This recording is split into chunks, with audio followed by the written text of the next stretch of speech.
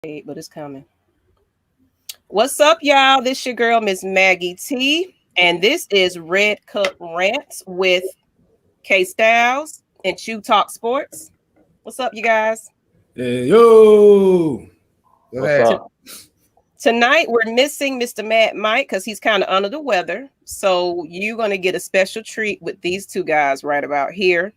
Y'all have kind of been familiar with them for the last couple of two episodes and some of Red Cup 1, but now you get to see them in full effect tonight, all by themselves. And you know what? Y'all are ready for a treat. Make sure you guys are jumping in some comments, some topics, because they are, wanting to hear from you this time. But right now, what we're going into today is we're talking about Falcons back in training camp for the 2020 season. So I'm going to jump off, y'all, and let them go. Let's go. You want to go ahead and start it off, Jew? Yeah, man. We're gonna talk about as well. Y'all already know it's your boy Jew. Y'all go sub the channel Jew Talk Sports. But we're going to talk about some training camp, what's been going on in the 2020 training camp. The standout player so far in training camp. It's been a lot going on this week. I've been very impressed with the defense so far in training camp. AJ Terrell has looked really good. Looked confident. He's had a couple of interceptions during training camp. He's been doing a great job of covering Julio Jones and Calvin Ridley. I'm sure you guys already seen the pick that he had on Calvin Ridley. I think it was last weekend, actually, during training camp. He had a pick against Calvin Ridley. But I've been watching the little highlights they have on AtlantaFalcons.com. And he's been definitely deflecting some passes against Julio Jones. And as they say, iron sharpens iron.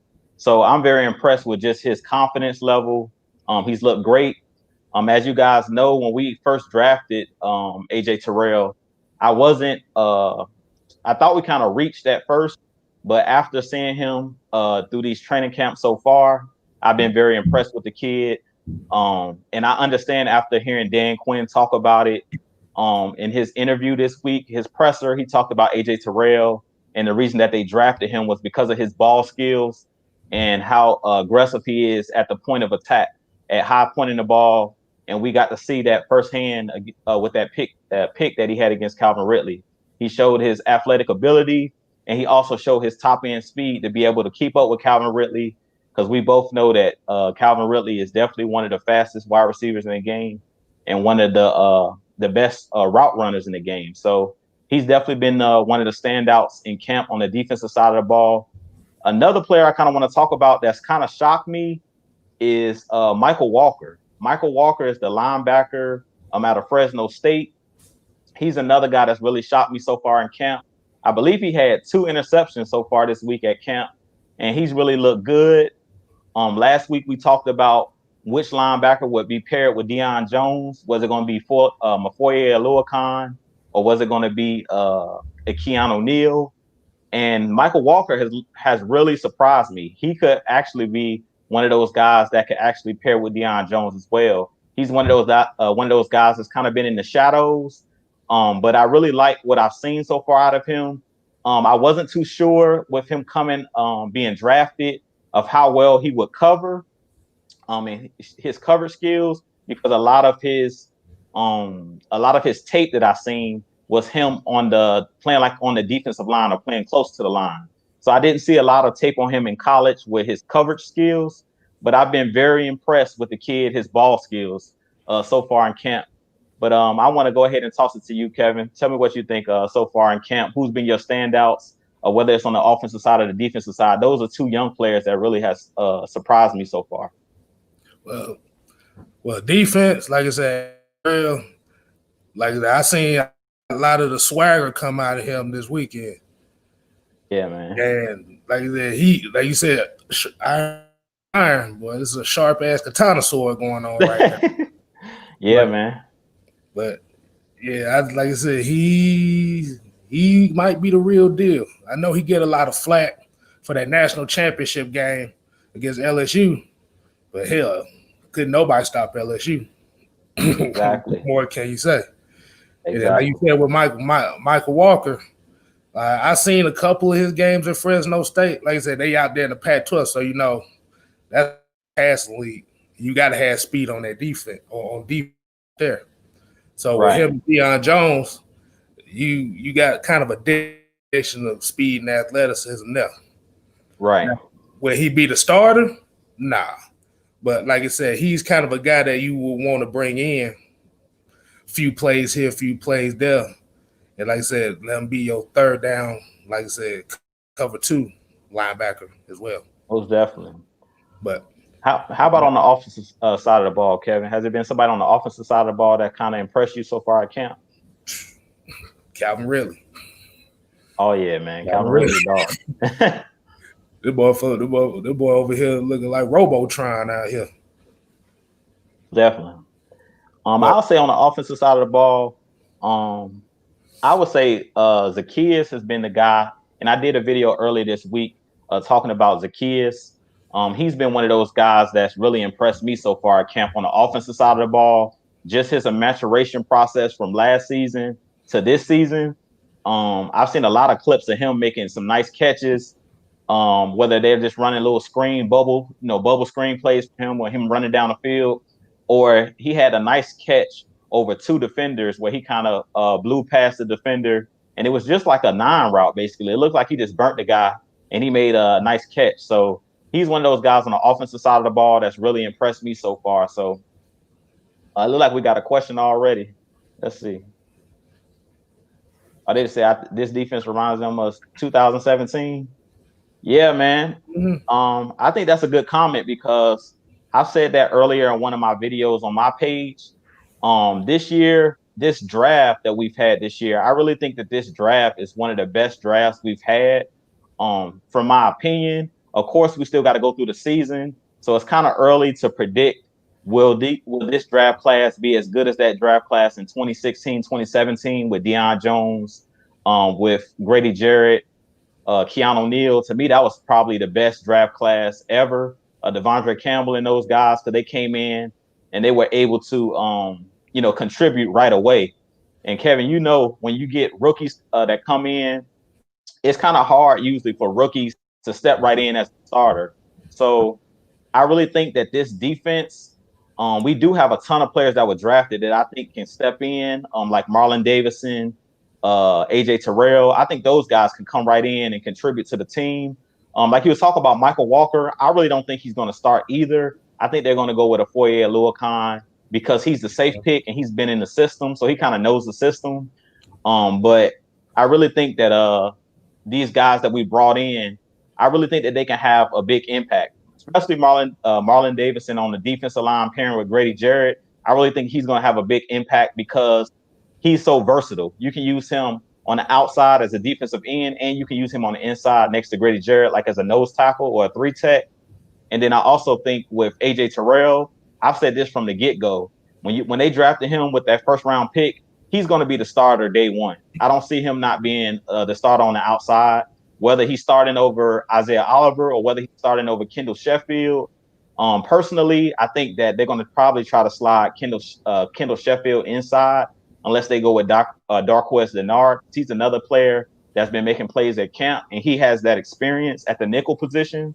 So personally, we have so many players on this team, especially on the defensive side of the ball with the depth that we have. We can use a lot of these guys in a lot of different ways. So, but it looks like we have another comment here. So go ahead, Kev. So Bay just try to figure out, said both his picks was on deflections. He said you want to see him break up passes. Hey, you got to get him when you get him. That's right. I mean, a pick is a pick. That's right. A pick is a pick. Exactly. We play a lot of zone coverage. So it's going to be a lot of tip passes and a lot of batted balls. Personally, that's what I think, especially if the defense is getting after, the quarterback. So I don't care how we get the turnover, as long as we get turnover. Exactly. And shoot, I'll take a deflection pick from anybody any other day. And Somebody else over here was saying they ain't never seen True go as high as AJ Terrell. Like, yeah, that is true. Most definitely. I mean, with True Font didn't have the ball skills. Personally, to me, that AJ Terrell has. And to me, he wasn't the athlete that AJ Terrell is. Trufant was a great player, don't get me wrong. And I think at times, and me and Mike have talked about this, he's talked about on his channel, I don't think that Trufant was always used used to the best of his ability in the system that we run. But to me, if you remember early on, to me, Trufant had a problem with catching the ball. And that's another thing that I've noticed in camp so far. They've been talking about Coach Witt. I think his name Joe Witt, something like that. Coach Witt, that's the DB coach. They're talking about him early on. AJ Terrell and Darquez Denard was talking about before practice starts. The first thing they do is catch passes off the jug machines. And they said that was something new. Actually, it was Isaiah Oliver, excuse me. Isaiah Oliver, I was watching his interview earlier this week, and they were asking him about Coach Witt, and they were asking him, why do he think he's the best DB coach that he's had so far in the league? Because Isaiah Oliver was talking about Coach Witt being the best coach, DB coach that he's had so far in the league. And he was saying that Coach Witt is the first coach, DB's coach he's had that makes them catch off the jug machine before practice starts. Like, that's the first thing they do. So I think if True would have had that early on, maybe a DB's coach that practiced, them working on catching the ball, because Trufant was always, majority of the time, in position. It was times where he was burnt and things of that nature, but for the most part, he was good at being in position, but he dropped a lot of interceptions. And I think that's the difference between him and AJ Terrell. As I talked about in the past, with AJ Terrell, he actually was an offensive player in high school. He was a wide receiver, and you can tell the way that he high pointed the football against Calvin Ridley there at practice or in training camp that he basically plays the game as a wide receiver still, even though he's a DB. So I think, to me, his ball skills and him being able to high point the ball, he's a little bit better when it comes to catching the football than Trufant was. Even though Trufant was very technically sound and he was a good corner as well. So, well, we're gonna get into this one. Like I said, who you think is the most appreciated player going into the season? The most underappreciated Falcon, I think, heading into the season personally, on the offensive side of the ball, I'll say Brian Hill. I made a video earlier before, like in the off season. I talked about Brian Hill. This is before we actually signed Todd Gurley, because I didn't know we were going to go after a high end running back like Todd Gurley. I didn't even know he was going to be on the market. This was before he got cut. I thought that Brian Hill could possibly be the starter going into this year. I've seen enough out of him last year, and I think that he has the ability to be a starter.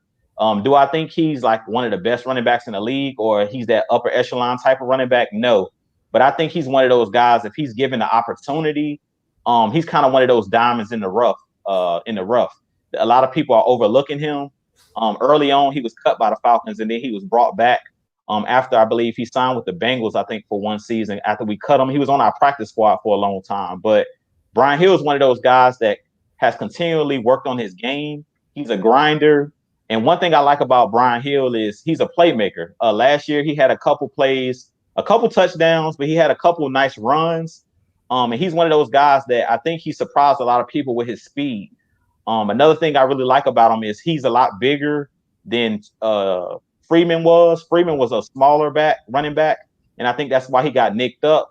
To me, Brian Hill is a player that can actually run between the tackles, and I've seen him run through contact. And what I look for in a running back is a player that can get yards after contact. That's very important, especially in those short yardage situations that we talked about previously. I think it was like last week on the Red Cup Rants, we talked about how Freeman sometimes will go backwards or go sideways instead of going straight. Sometimes the hole is right there. All he need to do is pick up 2 yards, but he's trying to make the big play.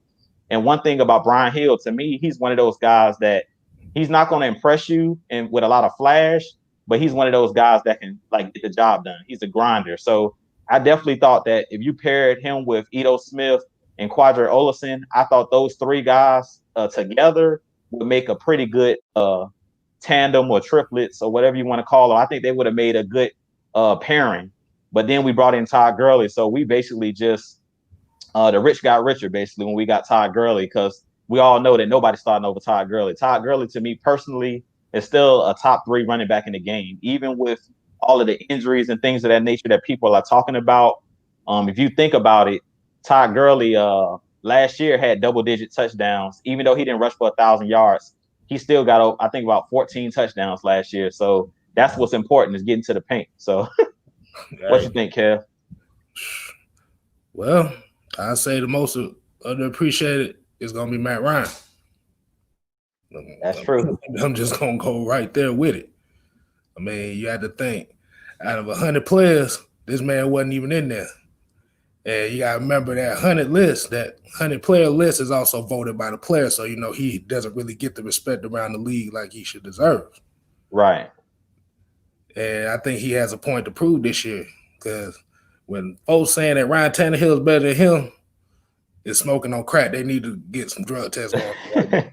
Exactly. They need to be drug tested immediately. Drug test them. But I think with like all the weapons that we do have, like I said, with Todd Gurley, I think it'll actually make his season a lot better, because he'll finally have like that feature running back. Exactly. That, you know, that Devontae Freeman was in the Super Bowl run. Like I said, he got a point to prove, and I think he'll. And I think Julio will help him get that hunger back too. Right. Even though he never lost it. That's true. I see a question in the chat. It says, do you guys think the NFL is sleeping on the Falcons in 2020? I definitely think they're sleeping on us. I think that the NFL is always sleeping on us, though. I mean, we never get respect. And me, Mike, K-Stylez, we always talk about this, about how they disrespect us. That's the reason why we created this network, Atlanta Falcons Network, or Atlanta Falcons Nation. That's the reason why we made our this network. That's why I started my channel. That's the reason Mike started his channel. Is because we don't get the respect that we deserve in the media. You can just go back to the year that we went to the Super Bowl. I remember in 2016, after we went to the Super Bowl, we of course blew the 28-3 lead in the Super Bowl. Everybody said the next year that we weren't going to make the playoffs, that we were going to be one of those teams that have that Super Bowl hangover. And we came back the next season, 2016, going to the Super Bowl. We were 11-5. The next year, 2017, we was 10-6, and we went right back to the playoffs. If you remember, in the wild card game, we actually faced Todd Gurley and the LA Rams, and we end up going out there to the West Coast, and we went out there and beat those guys. And we came back, and really we were a Julio Jones touchdown catch or a pass interference on Jalen Mills on the Eagles away from being right back in the NFC Championship game, real talk. So I feel like we're always disrespected, by the media. No matter what we do, I feel like even in 2016, if we would have won the Super Bowl, they would have found some way to say that it was a fluke. And to me personally, we're always slept on. That's what you were just talking about, Matt Ryan. Not only are we slept on, but our players are slept on, even our top end players. Julio Jones gets disrespected. Matt Ryan gets disrespected. Grady Jarrett gets disrespected. I don't care who the player is. We all know that Julio Jones is the best wide receiver in the game. But no matter where you look or where you turn, whether it's the NFL Top 100, whether it's Madden ratings, our team in general, we always get disrespected. So I definitely think that we're being slept on in 2020. And I really think that a lot of eyes are going to be open this season. But to be honest, I like when the Falcons are slept on, because a lot of the times when we have that hype behind our team, like last year, we had a lot of hype going into the season. We kind of disappointed last year, and people kind of could say, I told you so type situation. So I like when we kind of, beneath the radar, when nobody is looking for us to do anything. Because in 2016, if you remember, K-Stylez, nobody thought that we were going to do anything in 2016, because we had all those rookies that I was talking about. Nobody knew that Deion Jones and Grady Jarrett and all those players were going to break out in their first season. And we, and get all of those turnovers and be one of the better defenses in the league. I mean, what you think about the guys, the NFL and the media? Do you think they sleep on us? I definitely think they sleep on us. They're sleeping on us forever. This is nothing new. Nothing new. But hey, I always say it like this: hey, you sleep on us long enough, we're gonna bite you in the ass before you wake up. Go. Don't wake a sleeping giant. Exactly. And it helps them too, because like I said, without having the hype, like I said, they could fly under the radar. Right.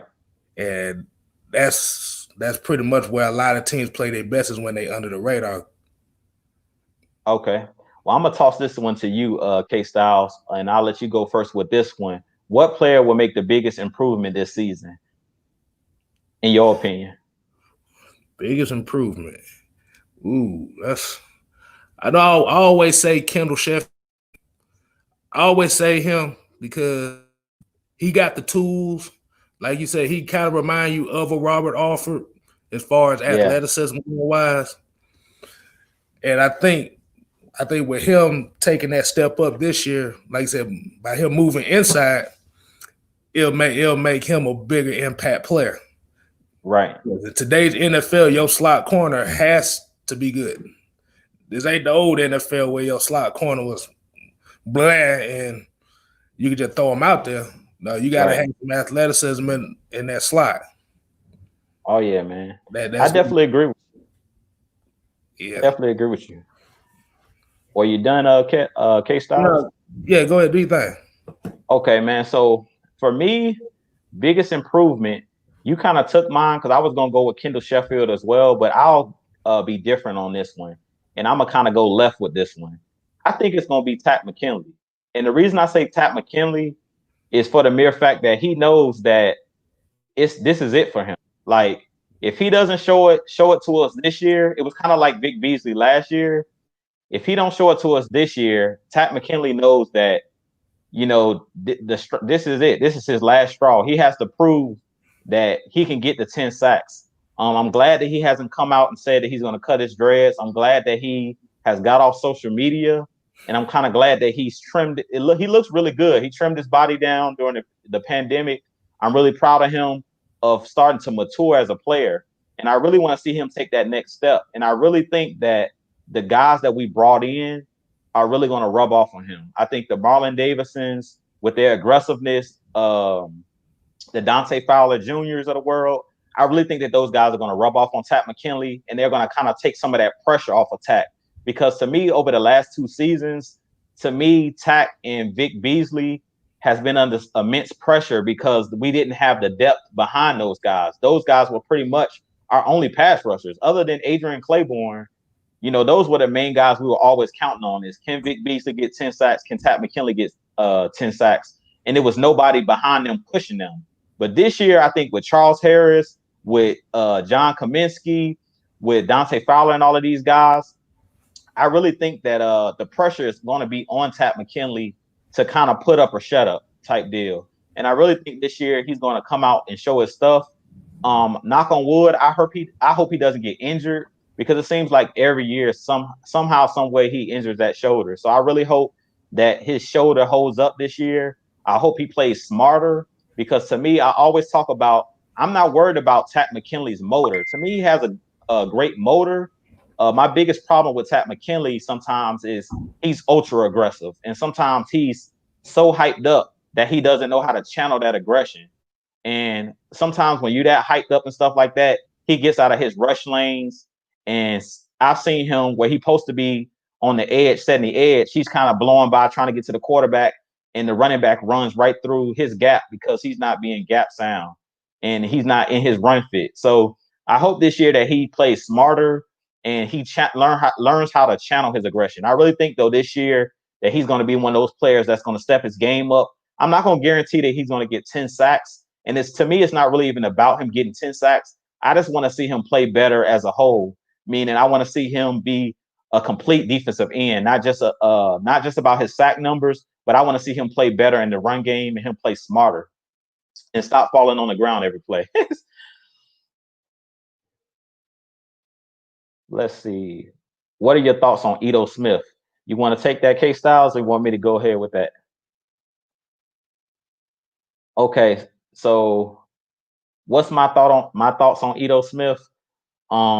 Personally, I think Ito Smith is one of those guys that should be used in the passing game more.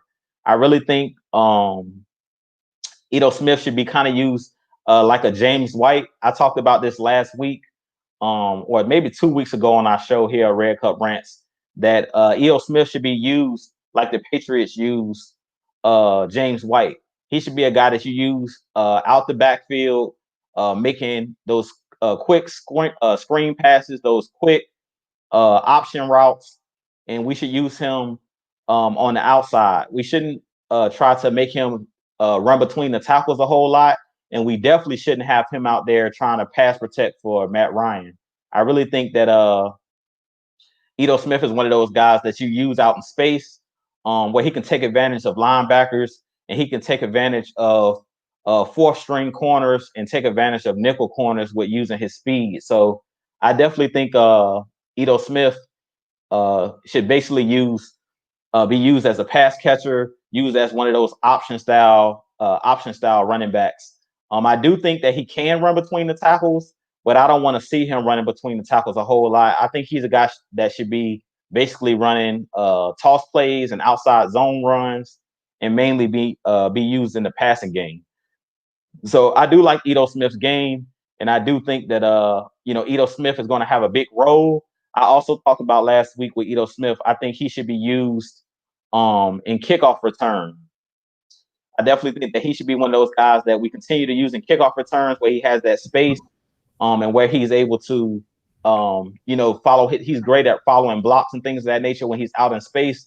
And I definitely think that he's one of those guys that could really benefit on the kickoff return. So, what do you think, K-Stylez, with Ito Smith?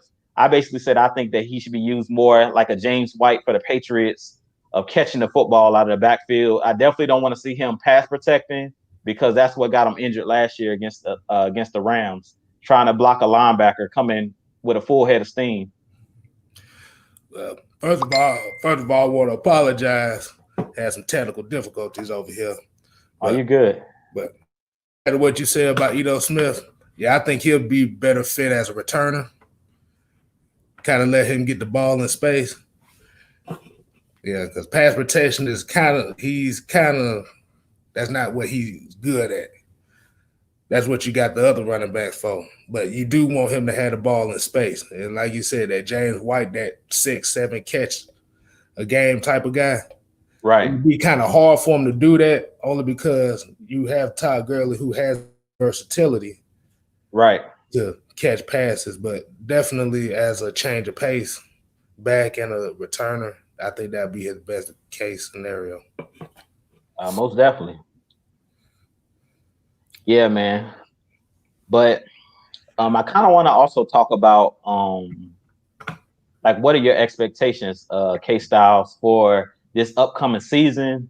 We're nearing the first game of the season. We're about 3 weeks out from our first game against Seattle at home. So what are your expectations? Even if you want to talk about maybe who's going to be the starters on the defensive side of the ball, possibly, or just what are your expectations heading into week 1? What are you looking for in that first game? And what do you expect out of our Falcons? Like, what are you expecting them to come out and do? What type of schemes maybe you're expecting them to run? Or what do you just expect out of them this season, starting off the season? Because I really think we need to get out to a quick start. Last year, we started off 1-7. So I think that first game is going to be a tone-setting type game, being that we're facing the likes of a Russell Wilson. And to me, the Seattle Seahawks are one of those NFC teams that seem like they're always in the mix for the Super Bowl, and they're always contenders. So what do you think, K-Stylez? I want to see this play action game going on, because I feel like that's what Matt Ryan play his best game at. Like I said, just to let Todd Gurley run it. Just see how his legs hold up. Definitely. I mean, like I said, we want a W, but we want to see a different mentality. There you go. We want to see that dog, that toughness that we have been putting this team up for this year. But most definitely. But definitely, I feel like if the Falcons can get that play action game running, let Todd Gurley get a few carries in and get some big home run hits, I think Falcons will be all right this year, offensively. Most definitely, man. I agree. About Julio Jones and Calvin Ridley. I mean, oh man, you already know, man. Our wide receiving core is special. It's special. What to say here? Which game do y'all think will put the league on notice about our Falcons team? He said his is week 4 against Green Bay, Monday Night Football at Lambeau, the frozen tundra. Uh, Personally, I think that it's really. I agree. I think that's going to be a good game going in week 4. But personally, I think it's game 1, like you were saying, and that's why I kind of brung it up. I really think that a lot of people look at our schedule and say our schedule is tough, and I agree that we do have a tough schedule. But the benefit of playing a tough schedule is if you are a playoff team, you pretty much have seen everything. You know what I'm saying? You know what to expect. You ain't had a cakewalk. You're not. We're in one of the hardest divisions with the Buccaneers and with the Saints in our division. We all know that the Panthers are kind of the bottom feeders at this point because they're in rebuild mode. But I really think game 1 is going to prove to everybody that this is a new Falcons team. Not only that we got new jerseys, but it's a whole new attitude. Us going back to our all-black uniforms at home, I really think that we're going to shock a lot of people, man. I really think if we come out in that first game and we're running the football better, if we're putting pressure on Russell Wilson, and if we're able to come out and dominate the Seahawks, because we all know that the Seahawks are one of the upper echelon teams in the league. If we come out and dominate them, that's going to put the league on notice. Like, okay, the Falcons mean business this year. This is not the same Falcons team from last year. This is definitely the second half Falcons, because last year I kind of feel like we were kind of Dr. Jekyll, Mr. Hyde type situation where we had started off slow, and then, you know, in the second half of the season, we kind of were a whole new team. So teams are kind of looking like, you know, and fans are looking like, which Falcons were the real Falcons? Was the first, you know, going 1-7, was that the real Falcons, the first 8 games of the season? Or us going 6-2 the second half of the season, was that the real Falcons? Personally, I think that it was the second half.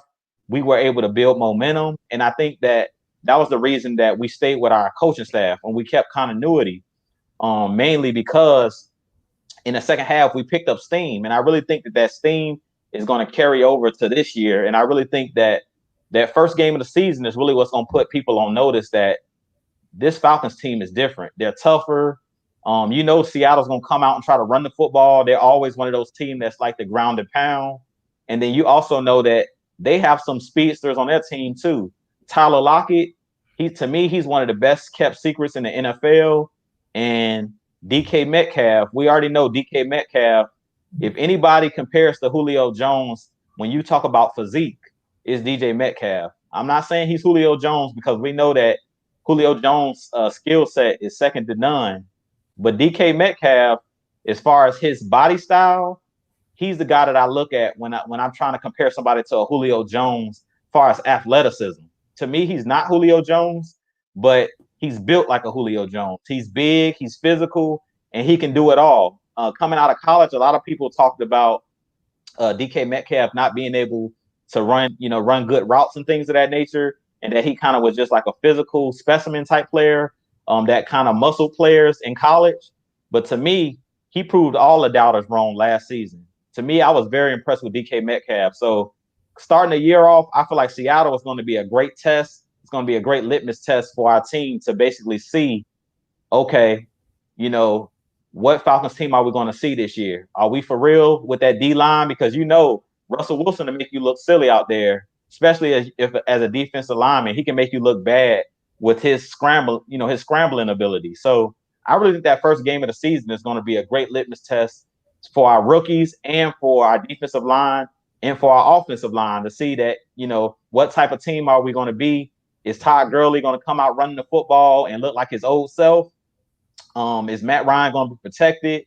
All of those things is what I'm looking for in that first game of the season, and to see if we can dominate them. Because one thing I love about Seattle is one of those teams that's they're coached well. They have one of the best coaching staffs, in my opinion. Pete Carroll is one of those coaches that has a great locker room. He's a great leader of men, and I really think that that first game of the season is going to be special. I'll take it one step further with that one. I think it'll be the game against Kansas City, even though it'll be the game late in the season. Let's just say Falcons have a good enough record where they're in the playoff contention. They're going to be looking at the Kansas City game to see if we're really for real. Exactly. That's the standard right now, since they're the defending Super Bowl champions. Like he said, yeah. And Seattle, you're right. Seattle will be the first game, be the big test right there. They kind of knock them jitters out.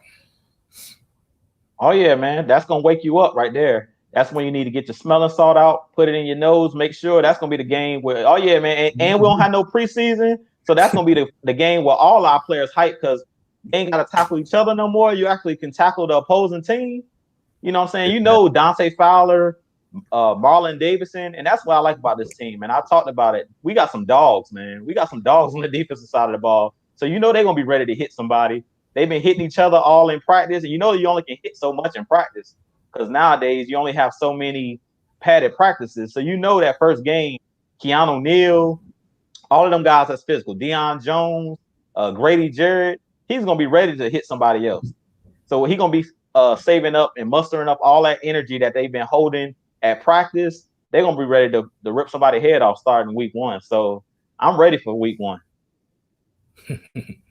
And speaking of Keanu Neal, you see he done dropped that weight now. Yeah, man, I heard. I seen that. Yeah, they said big. Yeah, he'd have dropped down. He'd have dropped down to that weight he came in the NFL with. I didn't even know he was up to damn 230. I didn't either, but I know he was built like a freight train. So I knew he had gained some weight, but I didn't know that he said he was like 225, 230. I didn't know he was that big either. But I really think that him being lighter is going to help his lateral quickness.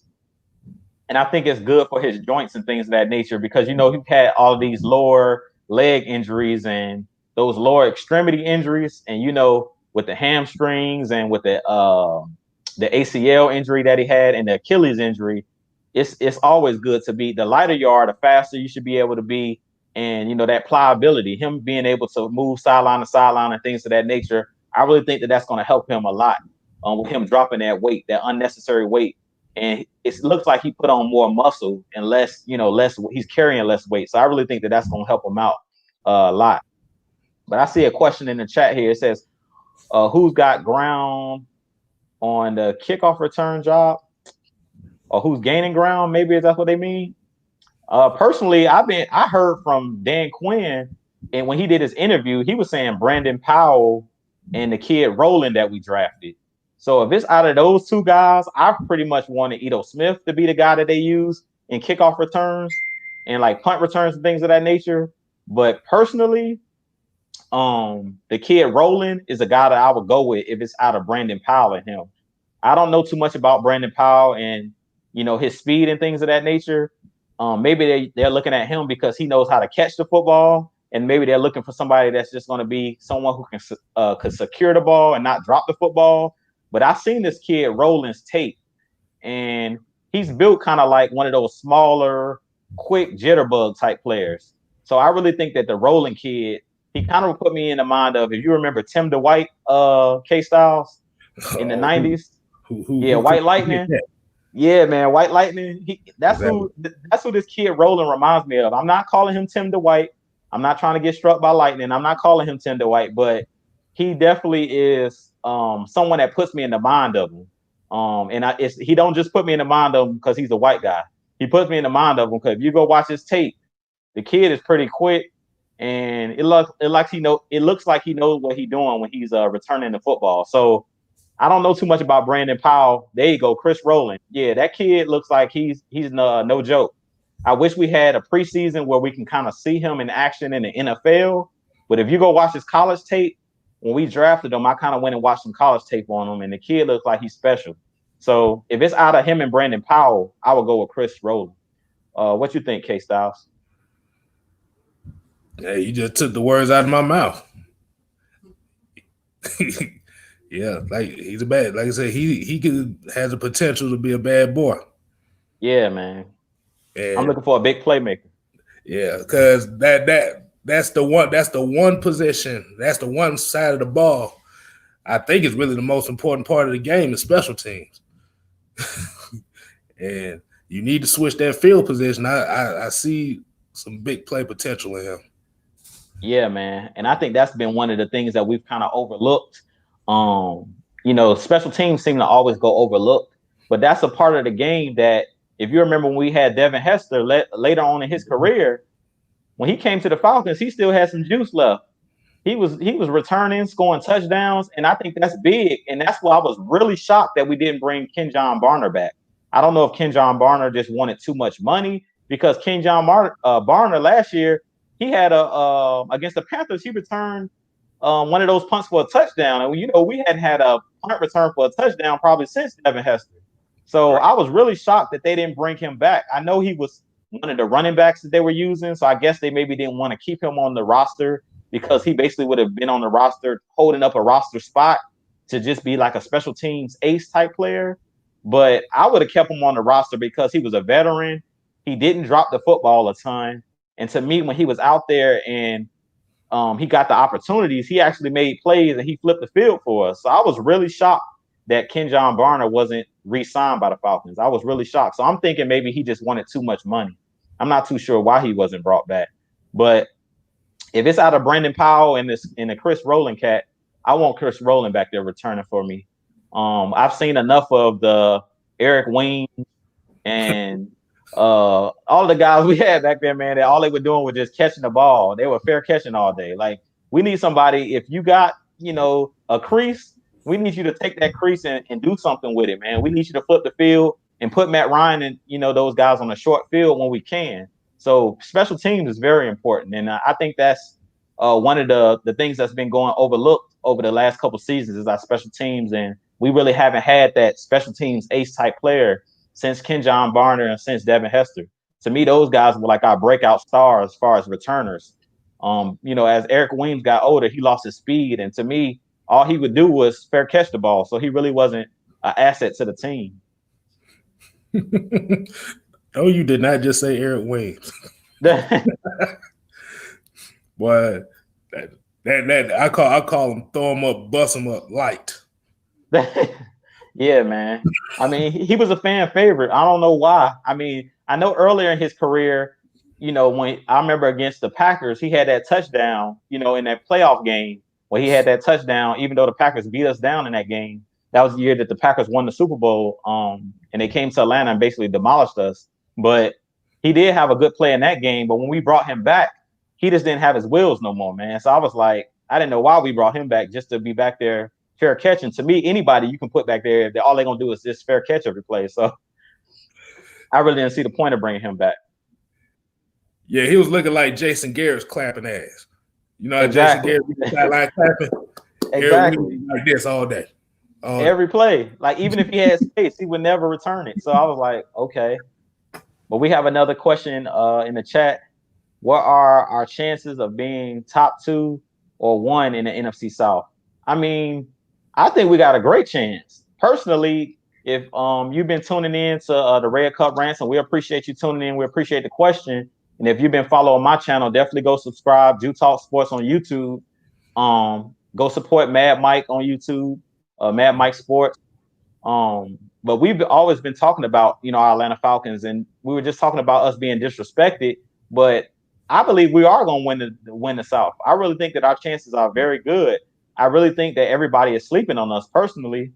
And I kind of like it because we're kind of going to be that sleeping giant, as K-Stylez was saying. We that dog on the porch that everybody keep playing with. We that old dog on the porch, that big dog on the porch that everybody thinks is not going to bite. And we just chilling. You know what I'm saying? We sitting back. We hear everybody talking about Tampa. We hear everybody talking about the Saints because the Saints have won the NFC South the last 3 years. And we kind of been just chilling. Matt Ryan, if you've seen what he said about not being in the top 100, he kind of was just like, he's going to go out and prove it, as he proves it every year.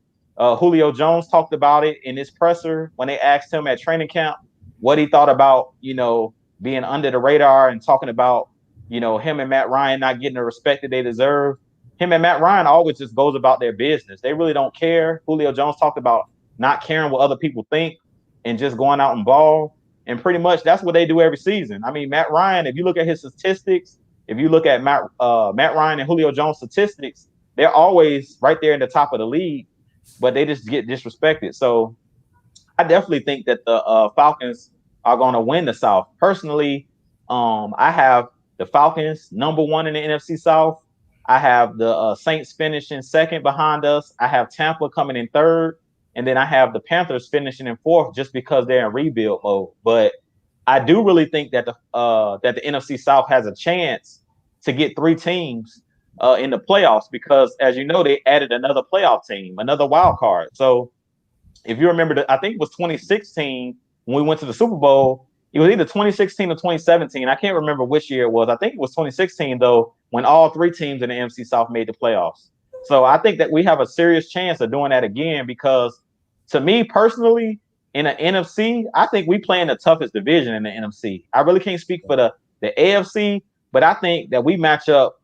Like if you match our division up with any division in the NFL, even the AFC, I really think now with Brady coming over and Gronk being added to the Buccaneers and all the guys, LaShawn McCoy, Mike Evans over there, Chris Godwin, they're loaded just like we're loaded.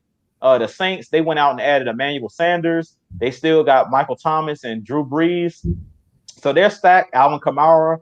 So, I mean, they're still stacked as well. So I feel like it's anybody's division to take, real talk. I just think that the Falcons are going to rise up this year, and we're going to surprise a lot of people because I just think that a lot of people are overlooking us.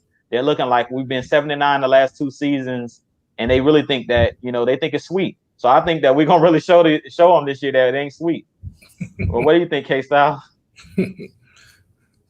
Hey, grass is always green on the other side, right? Yeah, man. Yeah, I mean, I see it. Like I said, like somebody said, the toughest, like you said, the toughest division. It's like every game is a dogfight. That's right. And like you said, somebody gonna get hurt each game. Exactly.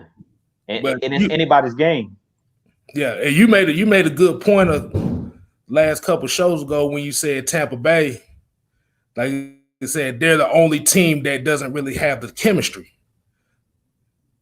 And like you said, the media hypes it up as this is Tom Brady or Drew Brees' division to take. And like you said, that works in our favor because nobody talk. Like you said about the disrespect. Nobody talking about us. Exactly. That's what I want. That's what I want. We just laying low. We just laying. We chill. We the solid assassins. We laying back chilling. We ain't saying nothing. We just sitting back. They say you always gotta watch the quiet ones, K-Stylez. We just sitting back like we ain't saying nothing. We on mute. We just chilling. We don't even want to be on the radar, bro. We not even a book on the radar. Exactly. You seen the Falcons snatch some prey up? Yeah. You ain't messing with them. But back to my point. But back to my point, being top of the division. I mean, like you said, the expectations ain't there, and you still have the same core team you've had for the last 5 years. And be honest with you, I think the Saints' main problem is they're gonna try to use Taysom Hill too much, and that's gonna mess that whole team chemistry up. So yeah, I can see us winning the division this year. Yeah, man. I mean, I think the same thing that you said. I think you're right, man. And Carolina, like you said, Carolina rebuilding. Right now, it's Christian McCaffrey and everybody else. And until they can't do it. We got it. Yeah, man. They in rebuild mode. Carolina, I respect Teddy Bridgewater, but to me, he's just more of a game manager. He's not gonna win you the game, and he's not gonna lose you the game. And if you remember last year when Teddy Bridgewater was playing with the Saints, I think he went like 5-0 or something like that when Drew Brees was out with that thumb injury. And that's because he was just out there chilling. Like he was out there throwing a little screen passes to Kamara. He was throwing a little short passes, letting as we call him, Slant Thomas do his thing. And yeah, man, he was letting Slant Thomas do his thing. And he kind of just managed the football game. He didn't throw a bunch of picks or anything like that. He's not going to do something because he doesn't have the arm strength, really. He's one of those guys that kind of throws the short passes. And a lot of people, I think, misjudge Teddy Bridgewater. To me, Teddy Bridgewater is a player kind of like Chad Pennington. Do you remember Chad Pennington that was with the Jets? I done seen so much shit about Chad Pennington. Yeah, man. That's who Teddy Bridgewater reminds me of, because Chad Pennington was one of those guys that he could win you football games, but he was just not one of those guys that had the strongest arm. And it's kind of like an Alex Smith type deal too. Like Alex Smith just came back with the Washington football team, he's one of those guys where he more just manages the game. He doesn't, electrify you with anything that he does, but at the same time, he's just kind of vanilla. He just average. You know what I'm saying? He goes out and he does his thing. So I feel the same way that you feel about Carolina. Is like it's the Christian McCaffrey show. And now that Luke Kuechly just retired, he was really that staple on defense. So without Luke Kuechly, without Julius Peppers, who retired a year or two ago, and without Thomas Davis, they're basically going through a full makeover. You know what I'm saying? Their whole team, they're trying to build around that defense around Derrick Brown. So I definitely think that we have a chance to take the South. And I definitely don't even think the Panthers are going to contend this year because they have a whole new coaching staff.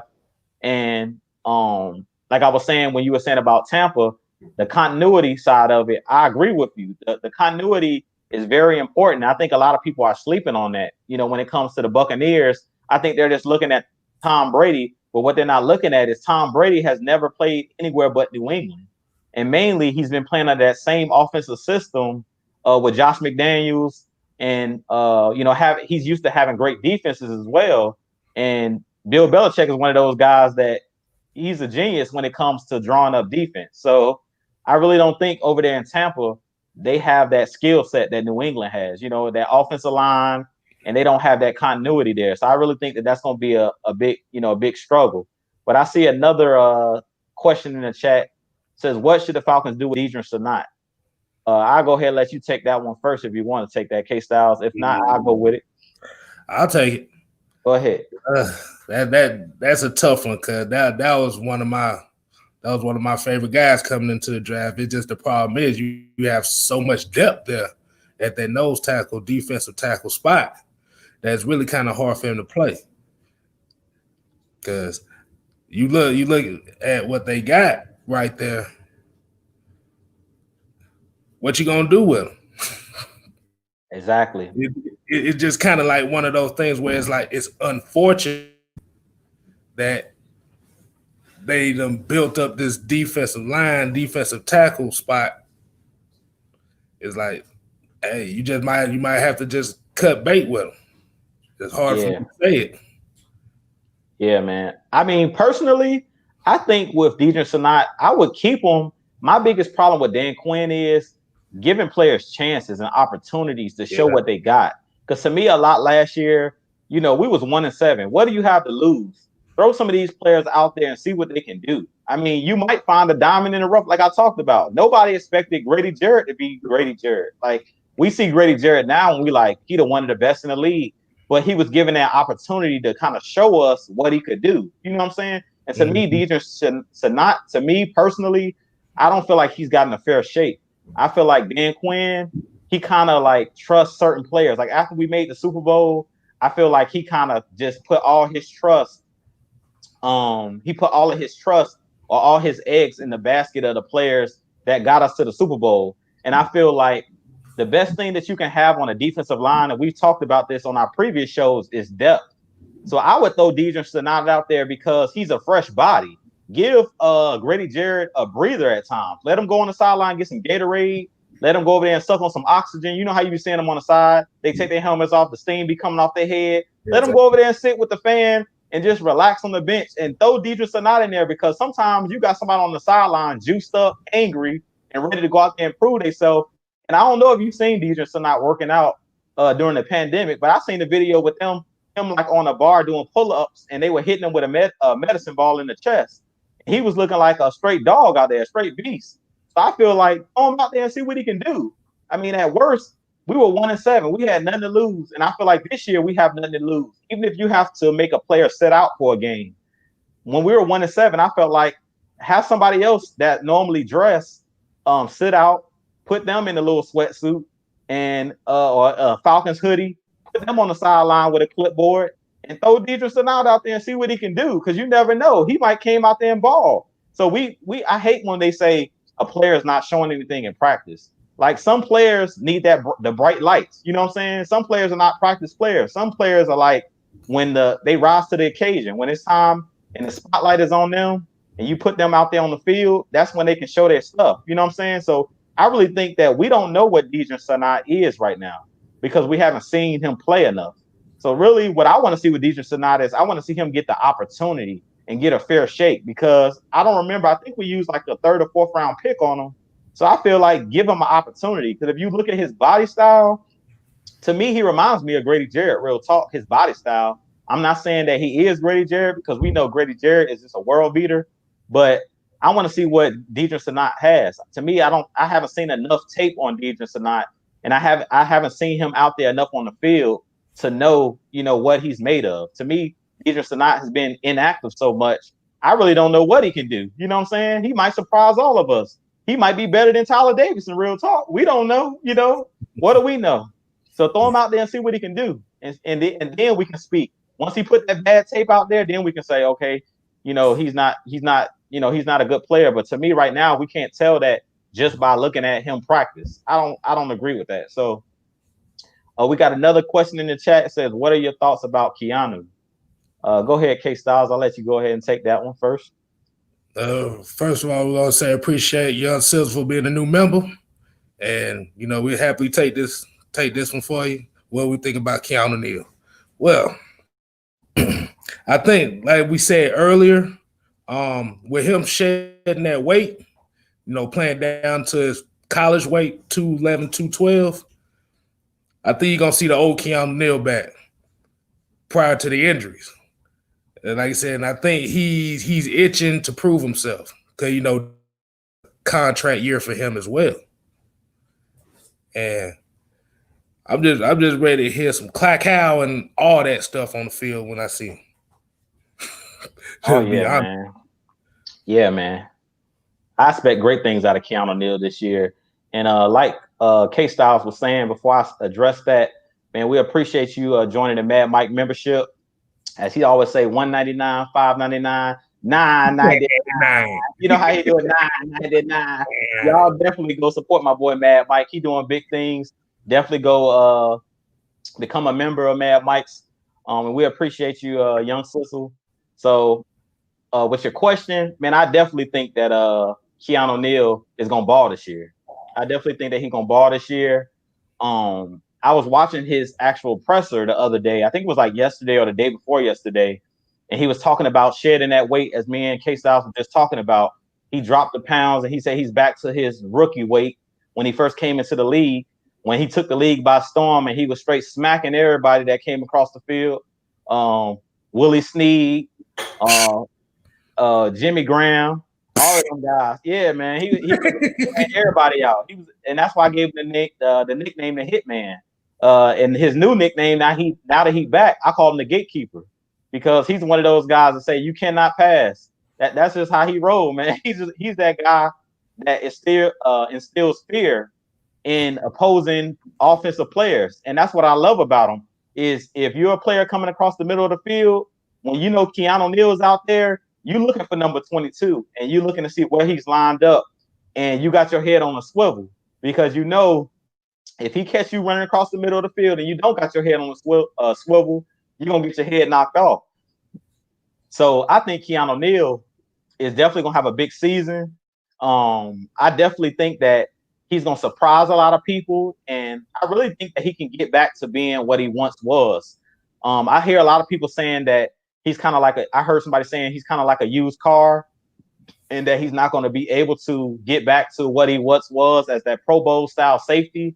And I completely disagree. And the reason I disagree is the player I always compare him to kind of is as Davis, Thomas Davis, that played with the Panthers. He had, I think, 2 or 3 ACL tears in both of his knees. And everybody was saying that, he's not going to be able to come back. And he had a long career with the Panthers after having the ACL tears and having, knee surgeries and all of those different surgeries and, all of those ACL pops and things of that nature. And he came back to have a long career, pairing him with Luke Kuechly there in Carolina. So I really think that Keanu Neal is one of those guys that is going to come back in the fold and surprise a lot of people. I am glad that Dan Quinn and those guys are taking it slow with Keanu Neal this year. I've seen he's been kind of taking some practices off and things of that nature. They've been giving him days off and kind of slowly bringing him back into the fold. I think that's the best thing to do. You don't want to rush him back, because we have so many players at that safety position now that he's not the only enforcer on this team. Now we're bringing J.J. Wilcox in here and bringing Dayon Buchanan in here. You got guys that can play that safety position and play that box linebacker type position, that box safety position. So I definitely think that Keanu Neal is going to be one of those guys that's going to shock a lot of people. I really think he's going to be back to his Pro Bowl level and his Pro Bowl, being that Pro Bowl caliber player. The player I always compare him to is Cam Chancellor.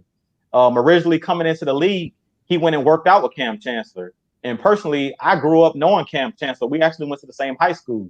So he puts me in the mind a lot of Cam Chancellor, because one thing a lot of people don't know about Cam Chancellor is on the field, he's a dog. But off the field, Cam Chancellor is one of the quietest people you will ever meet. He's really humble, very quiet, don't say a lot. But when he's on that field, he turned into another animal. And that's what I feel about Keanu Neal. He's the same type of player as a Bam Bam, is what they call him in Seattle. He was that lion for that defense in Seattle. And I feel the same way about Keanu Neal. Keanu Neal is that enforcer on our team. And I feel like if you remember when Cam Chancellor sat out, I don't remember what year that was. He sat out the first 2 games of the season because he was disputing his contract. He was trying to get that big deal. And Seattle ended up starting the year off 0-2. And they were basically forced to pay Cam Chancellor because, yeah, they did have Earl Thomas. Yeah, they did still have Richard Sherman on the outside, but none of those players brought that physicality that Cam Chancellor brought to the game. And I feel like that's the same thing that we were missing last year with Keanu Neal the last 2 seasons with him being injured. We missed that physicality. And that's what me and Mad Mike and K-Stylez been talking about. We talked about it last week, that Keanu Neal brings that physicality to our team. And that's something that we definitely need. We need those intimidators on this team. So I really think that him coming back this year is going to be big for us, man. When you see him, just think of NFL blitz. That's all I gotta say. Exactly. Think of NFL blitz and start praying. Make sure you have your head on the swivel, because if you don't, you're gonna be seeing birds. You know how when you get hit, you see on cartoons where the birds be going in circles, or you be seeing stars. That's what literally is going to happen if you don't have your head on the swivel when you try to run across the middle blindly and stretch out for a pass or stretch out for a catch and think that Keanu Neal is going to sit back and just let you catch it. He's a heat-seeking missile, and he is going to land. He's a land shark. And just know you bait. When he see you, he going to lay that wood on you. So you better have your head on the swivel. So they don't see birds, they see falcons. Exactly. They're going to see birds for real. They're going to see falcons, exactly. Somebody says, what do y'all think about AJ Terrell so far? Go ahead, K-Styles. I'll let you go ahead with that one. That's all I got to say. I love it. I mean, like you said, he got the swagger. That's a swagger. That's a swagger missing at that position really since D'Angelo Hall. Yeah, man. So you remember D'Angelo Hall, he wasn't always the greatest corner, but, he always had that confidence. And, exactly. Position, you gotta have that confidence, and like you said, iron sharpens iron. There you go. Julio and Calvin in practice every day is gonna make him even better. And I see him flexing on them boys in training camp. Exactly. It's on. Oh yeah, man. And that's what I talked about, man. With him playing at Clemson, he's a guy that's not afraid of the spotlight. He's not afraid of the big moments because he's been in those big moments. Even though Jamar Chase was cooking him in that LSU versus Clemson championship game, LSU was cooking everybody, and Jamar Chase was cooking everybody. So I mean, to me, one thing that I like about AJ Terrell is he's a player that's not going to back down, and he's been showing that in camp, going up against Julio Jones and Calvin Ridley, arguably the best tandem in the NFL. He's not afraid to go up against the best. And you see him at camp flexing on those guys, competing.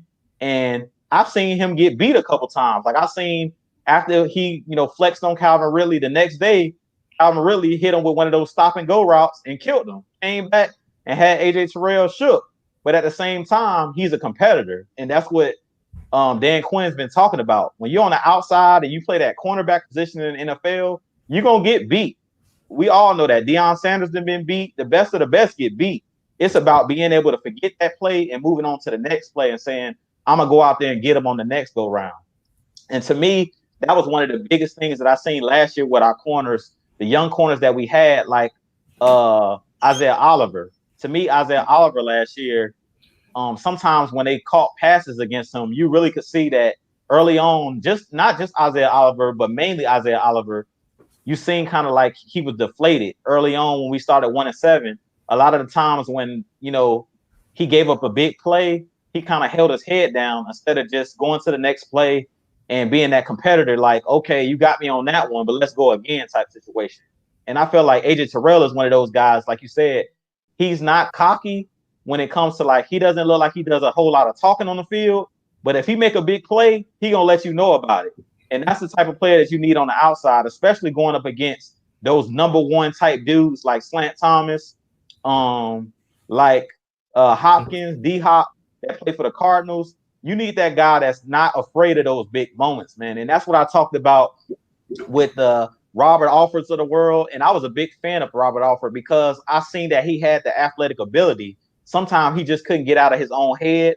And sometimes he was just too physical. He was overly aggressive. And I think some of that had to do with him being undersized, because a lot of people I don't think realize how big of a corner AJ Terrell is. AJ Terrell is like 6'1". So he's one of those longer physical type corners.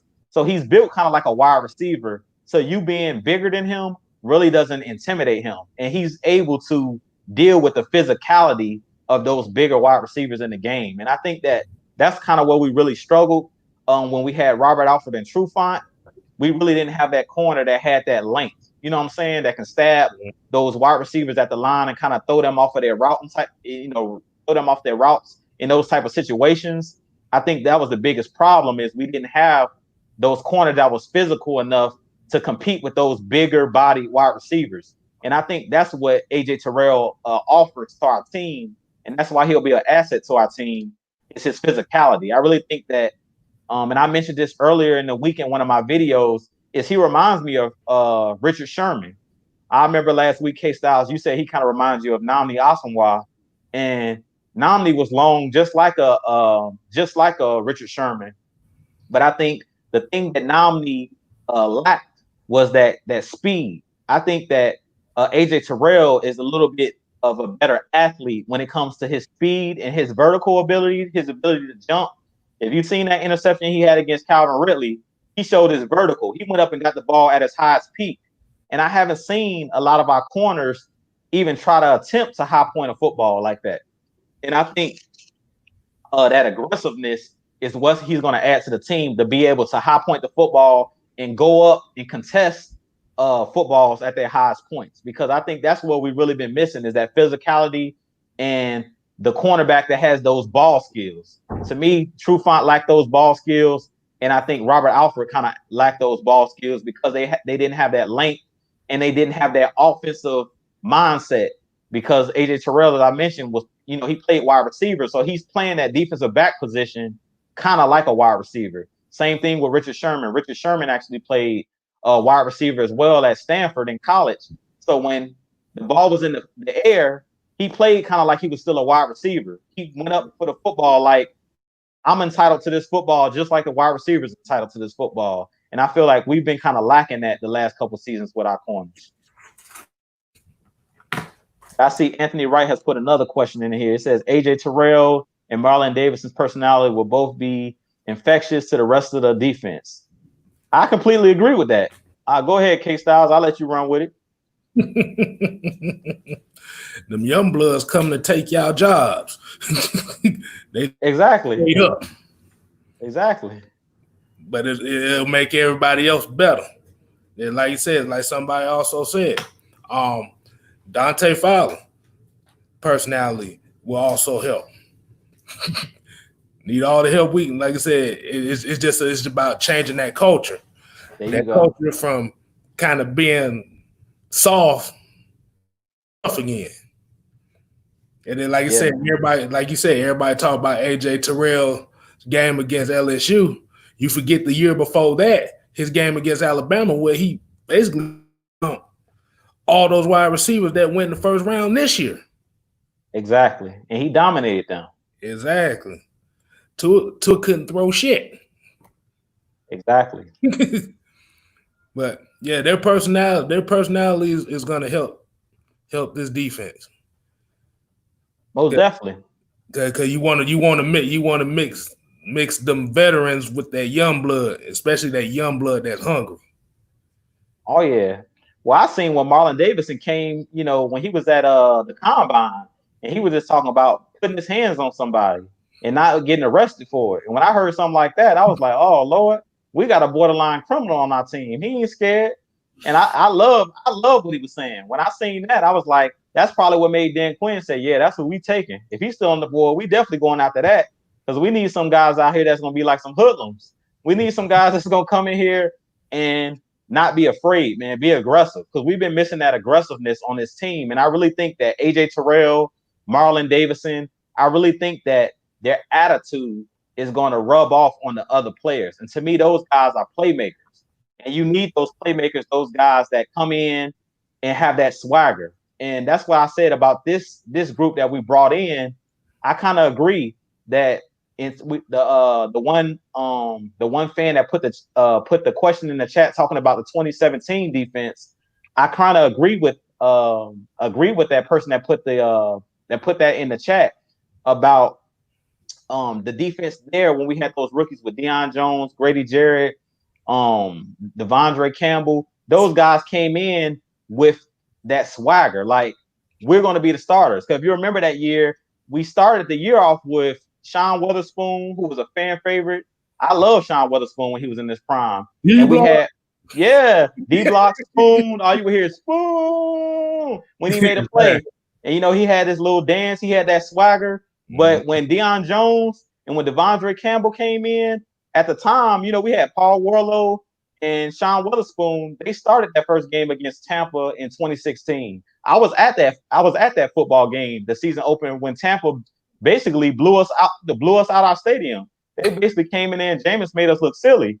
And that next game, they threw those young boys in there. They said, well, we might as well. And that's what I was talking about with Deidre tonight, is that Dan Quinn said, hey, look, man, we're going to go ahead. We seen what Paul Warlow could do in 2015, which was Dan Quinn's first season. And we seen what Sean Weatherspoon was and what he still had. And he still was a quality linebacker. But he said, look, we're going to give these young guys a chance. I'm going to throw Deion Jones in there. We're going to throw Devondre Campbell in there. We're going to throw these guys in the fire and see what they do. And those guys perform well under that pressure. You know what I'm saying? And that's what I was talking about with players performing at practice. You never really know what you have until you put those guys in those pressure situations. You put those guys out there on the field and allow those guys to make plays. And I really feel like with these young guys, AJ Terrell, Marlon Davidson, even Matt Hennessy on the offensive side of the ball, I feel like all of those guys by season's end or by mid-season, I really think that those guys are going to take over those starting roles. Like, I really think that Marlon Davidson is going to surpass Tyler Davidson. And I really think that AJ Terrell, if they don't start him game one, which I think they're going to start him because he's showing out in training camp so much that it's like, how can you keep that talent that you're seeing every day in practice off the field? You know what I'm saying? He's just performing so well that I think they're not going to have no choice but to throw those young guys out there and let them ball, because I really think that those guys' attitude is going to be infectious. It's really going to, rub off on those other players on the defense. And like you said, I really think that they're going to change the culture of us being kind of soft on the front, on that defensive line, and kind of adding that toughness to that defensive line. But we got another question in the chat. It says, y'all think Foye Olakun can replace Campbell? Personally, I think, yeah. I really think that he can. And we talked about this a little bit last week. I love Devondre Campbell. I think Devondre Campbell early on was one of those guys, if you used him correctly, and what he should have been used for mainly was run stoppage and used as a blitzer. Where he struggled was in coverage. And we've talked about this numerous times. K-Stylez, Mad Mike, about Devondre Campbell was not the guy that you wanted out there on the field thinking a lot. And I think last year he was doing way too much thinking. He wasn't out there performing and going out there and playing full speed. and he was out, caught in the middle of no man's land a lot of times because he was out there thinking too much and not just playing. So I think after Jeff Ulbrich and after Coach Morris took over the defense in the second half of the season, I think they used Devondre Campbell better in the second half of the season, with allowing him to be one of those guys that play close to the line, allowing him to blitz the quarterback, and allowing him to stop the run, because that was what that's what made him great to me. That's what made him great. And that's really what could have, got him another contract. I really feel like he didn't get another contract because he couldn't cover tight ends and running backs. To me, that was the biggest issue with Devondre Campbell, is he struggled out in space. But when he was up on the line, he did a great job of blitzing, and he did a great job of stopping the run. He led the team in tackles. So I think, Devondre Campbell was a solid player. I just think he struggled. His Achilles heel was really his coverage skills. So with Afoye Olakun, I think, or Afoye Oluokun, however you want to pronounce it, I think with him, his main thing is he's better in coverage. He's one of those guys that plays safety at Yale when he was in college, and he has that ability, because he plays safety, to cover tight ends and cover running backs. And I feel like he runs better in space, sideline to sideline, than a Devondre Campbell. He's a lot faster than Devondre Campbell, and he's a little bit lighter than Devondre Campbell. We were just talking about that with Keanu Neal. Debo and Afoye Oluokun are those guys that they're kind of lighter. They're on the lighter end when it comes to those linebacker type players. So I really think that Afoye definitely can come in, being that he's been under this system for 3 years now. He should be well versed in everything to be able to come right in and be that starter. He talked about it in his presser that he's been watching tape of Devondre Campbell. He's been watching tape of the better coverage linebackers in the league, and he's been doing his homework. So I definitely think Afoye Oluokun is definitely one of those guys that's physical. And to me, he's one of the standouts last year on special teams. I don't know if you remember that game against the Saints, but I think he recovered like 2 of those onside kicks. And he was one of those guys that went after the football. And, all Dan Quinn teaches on the defensive side is go after the football. The football is the most important thing.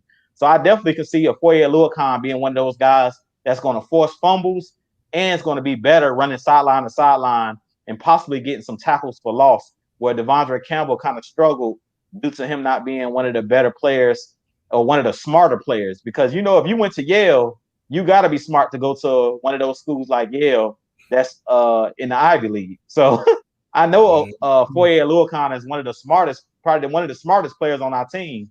So I definitely think that he's going to have Devondre Campbell beat, just off of him being cerebral, you know what I'm saying, and being well versed in the playbook. So my biggest thing with Afoye Oluokun is him putting it out there on the field. Well, what you think, K-Style?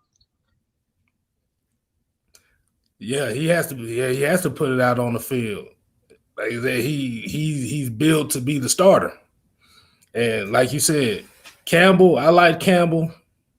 He was one of my guys coming out that year that I did like, but it's like I said, the game has changed. The game has changed in the past 4 years from the time he was a rookie to what it is now.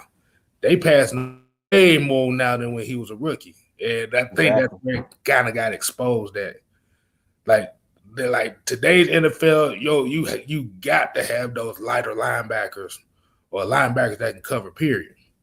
And like you said, Oluokun, like I said, playing at Yale at safety, yeah, he can cover his ass off.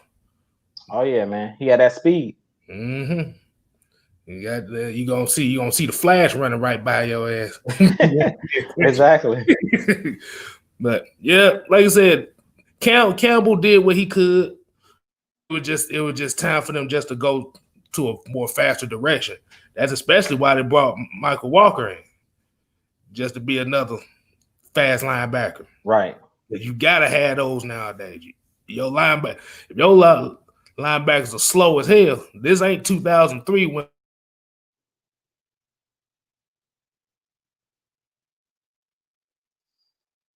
Well, we got another question in the chat here.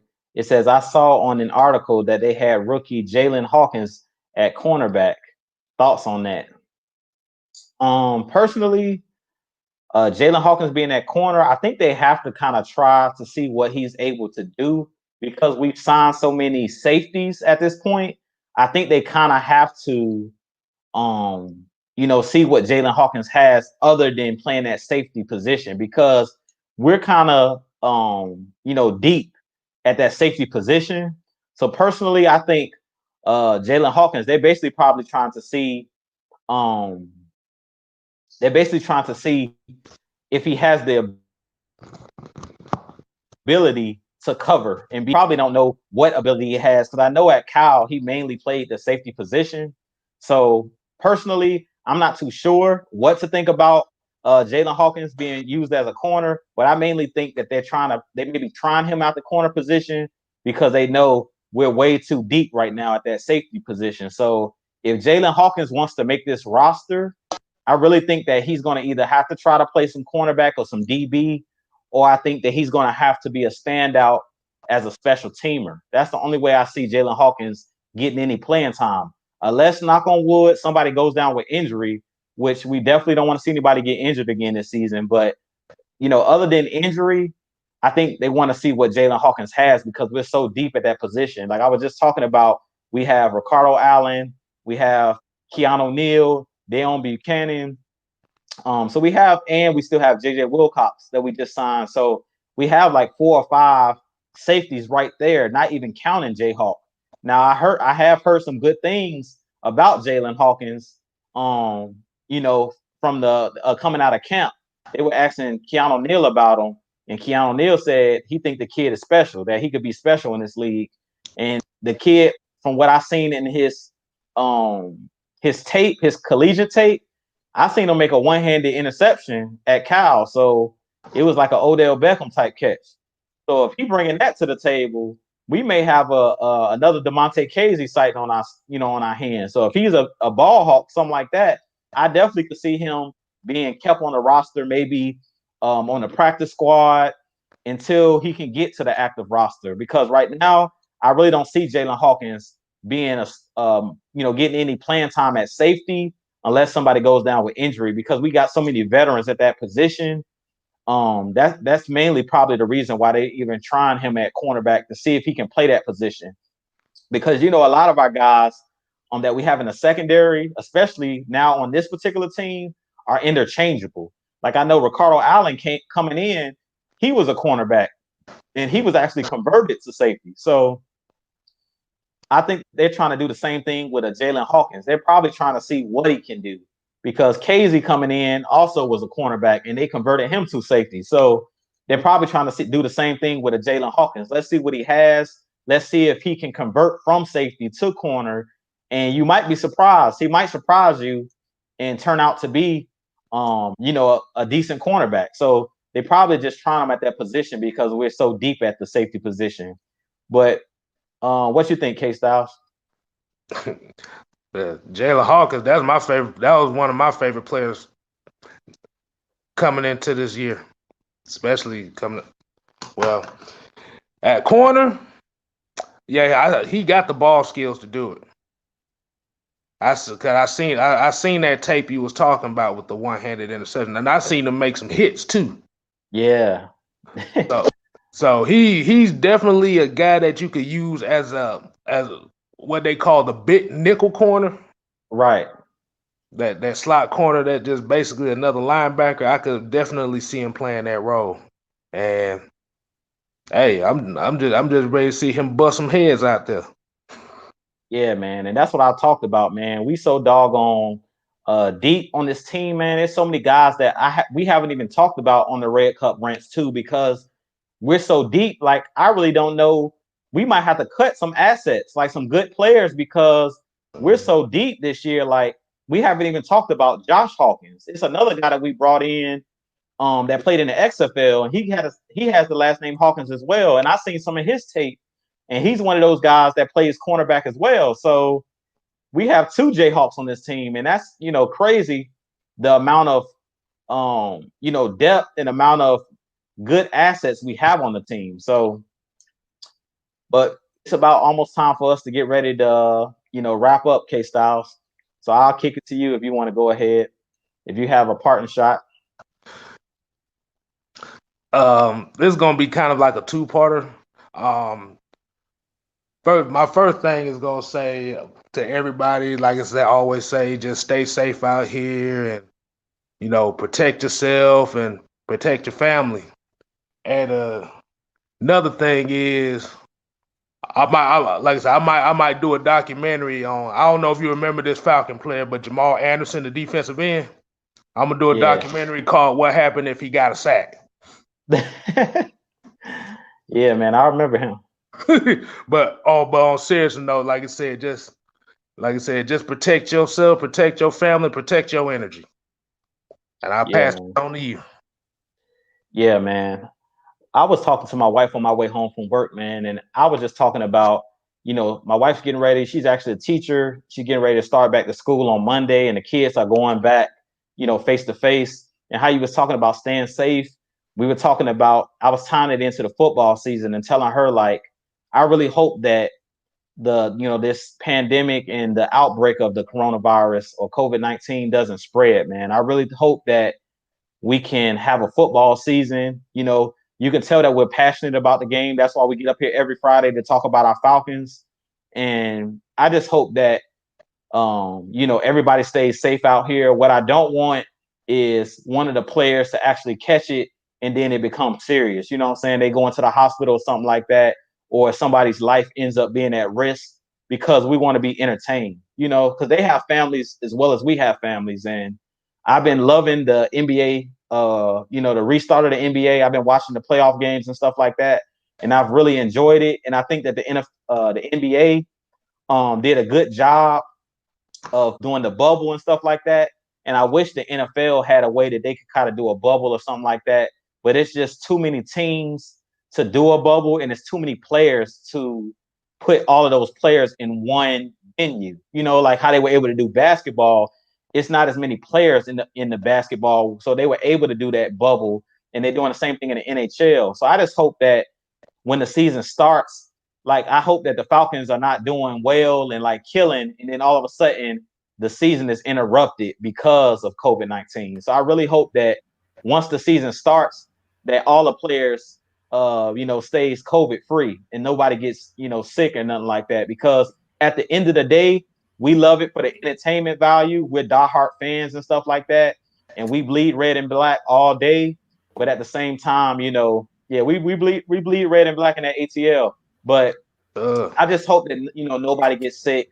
I hope, because none of our Falcons players opted out, I just hope that none of them have like small children or have somebody elderly that they pass it on to. Like if they do catch it, I hope that they're taking it serious. And I hope these young players are smart and they're not going into like the nightclubs and stuff like that, or going out on dates. Like we've seen the one Seattle player, how he tried to sneak a girl into the hotel and he ended up getting cut. I hope that we don't have one of those situations where, these guys do something reckless, like have a house party or something like that, and then they spread COVID-19 to, somebody that they love or to somebody on the team, and it becomes serious. Because some of these coaches, they're up there in age. I don't know how old Dan Quinn is, but I believe we have some older coaches on our staff. Like I know Dirk Cutter is not a spring chicken. So I hope that, we don't pass nothing. They don't pass nothing on. And I hope that we have a full NFL season. And I'll leave it at that. Got cut for the cutty. Look, he was trying to get him a little bit. But I want to do a little housekeeping. Just letting you guys know, everybody that's been watching this show, make sure you continue to subscribe to Mad Mike Sports. We appreciate y'all getting him to 4,000 subscribers. That's like a milestone for him, definitely. Make sure you also join his membership. Keep that coming, as well as support Juice Talk Sports. Now, I saw someone in the comments asking, does Kevin or K-Stylez has a channel? Not yet, but it's in the making. Trust and believe. But for now, follow him on Strictly Prohibited Network and Mad Mike Sports, because these guys will be here every Friday with or without Mike. But tonight they show out, and I'm so proud of them. But make sure y'all tuning in to the channel every Friday, as well as we have another Red Cup Rants on Tuesdays.